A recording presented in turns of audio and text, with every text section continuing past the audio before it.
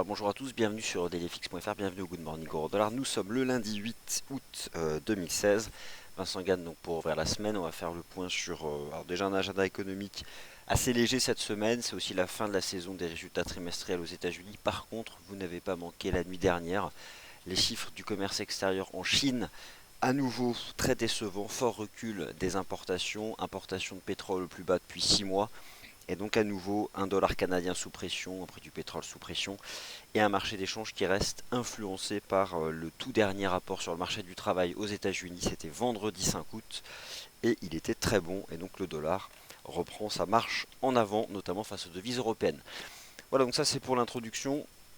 Bonjour à tous ceux qui me laissent des commentaires que je poste. A priori tout fonctionne bien, j'ai un perfect streaming, donc il n'y aura pas de difficulté ce matin à suivre le webinaire. Alors donc, à noter ces chiffres du commerce extérieur en Chine. Je passe rapidement sur l'agenda, mais vous pouvez vous-même le consulter en allant sur le site. Et donc la publication des créations d'emplois aux États-Unis en juillet qui a été nettement supérieure aux attentes. Et enfin, n'oubliez pas, en ce qui concerne la livre sterling, pour terminer sur les paires majeures, que le marché a toujours en tête les nouvelles mesures de soutien qui ont été présentées donc jeudi dernier par la Banque d'Angleterre.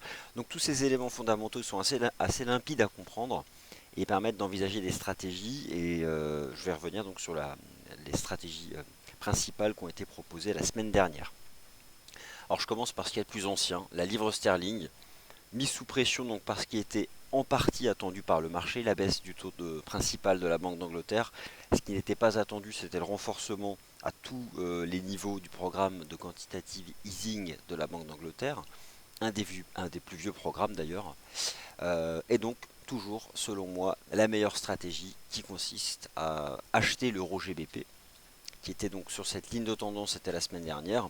Là, on travaille un petit pivot à 0,8484, mais pour moi, c'était un objectif de cours et je suis toujours convaincu, sur le plan technique en tout cas, qu'on ira chercher 0,8584.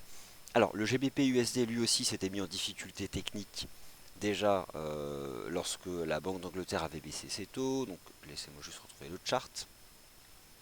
En brisant donc une ligne de tendance chartiste, je vais retirer les bandes de Bollinger, on y verra plus clair, qui est donc désormais résistance. La cible, c'était de revenir chercher ses plus bas ici, donc c'était 1,3060, 1,3064.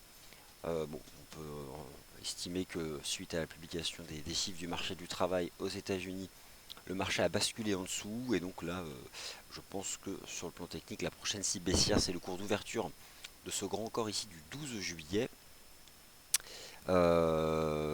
Ici, pourtant, pour moi, il y a du son, donc il n'y a pas de problème. Et ce qui nous donne ici, voilà, la cible ici, donc, qui se trouve à 1,2971 dollars. Ça, c'est la prochaine cible, donc sur le GBP USD. AUD USD, donc toujours bien orienté, hein, les dollars des antipodes. Le taux de change AUD USD qui n'a pas baissé en début de semaine dernière, malgré la baisse du taux principal de la RBA, qui subit à peine la force du dollar US qui est due donc au rapport NFP. Bon, on est dans une compression soutenue par cette ligne de tendance, couvert par la résistance. J'envisage toujours qu'on puisse s'en extraire par le haut.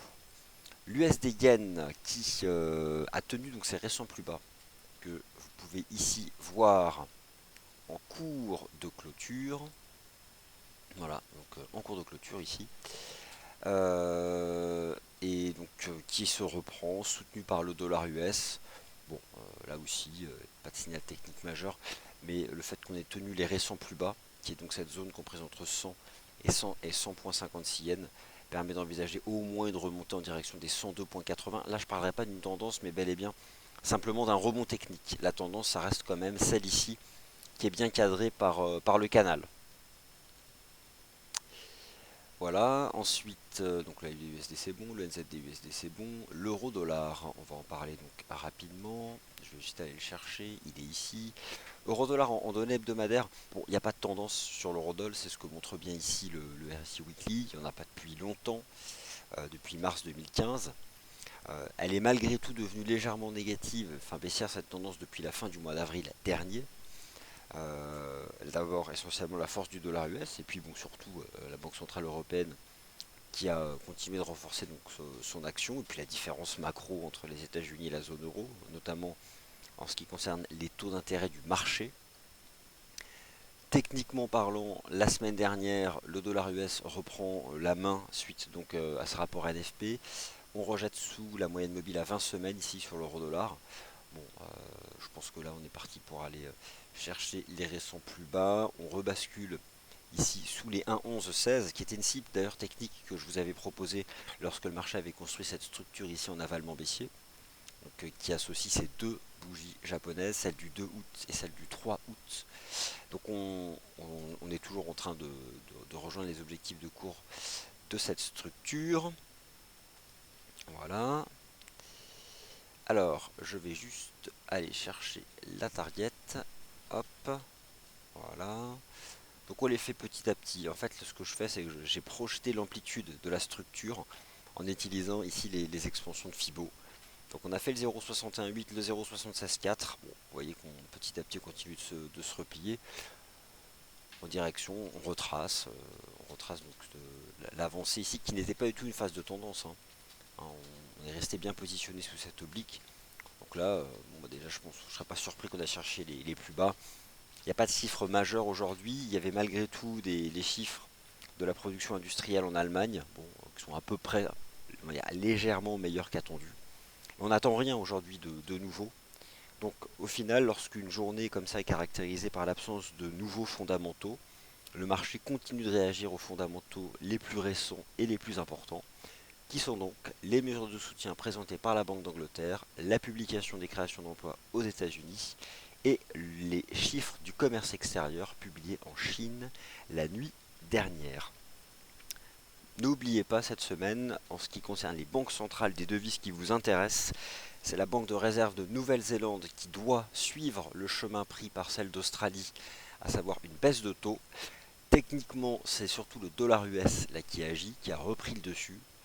Bon, difficile d'envisager une reprise de ce marché alors qu'on attend une baisse des taux de la banque.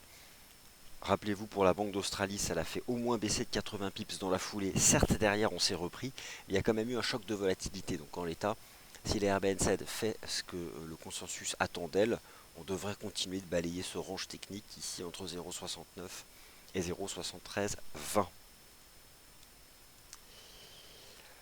Voilà, bah écoutez, je pense que j'ai couvert l'essentiel des paires majeures. Donc voilà, et a priori tout s'est bien passé du point de vue du son et de l'image. Donc merci d'avoir été attentif à cette émission. La prochaine, comme chaque matin, c'est 9h15 avec Sylvain. Le rendez-vous des scalpers avec un point intraday sur le CFD GER30 notamment. Merci à tous et on se retrouve à 10h30 pour un point sur les matières premières et notamment sur le pétrole et l'once d'or, mais aussi l'argent, le cuivre et le gaz naturel. Merci à tous et à tout à l'heure.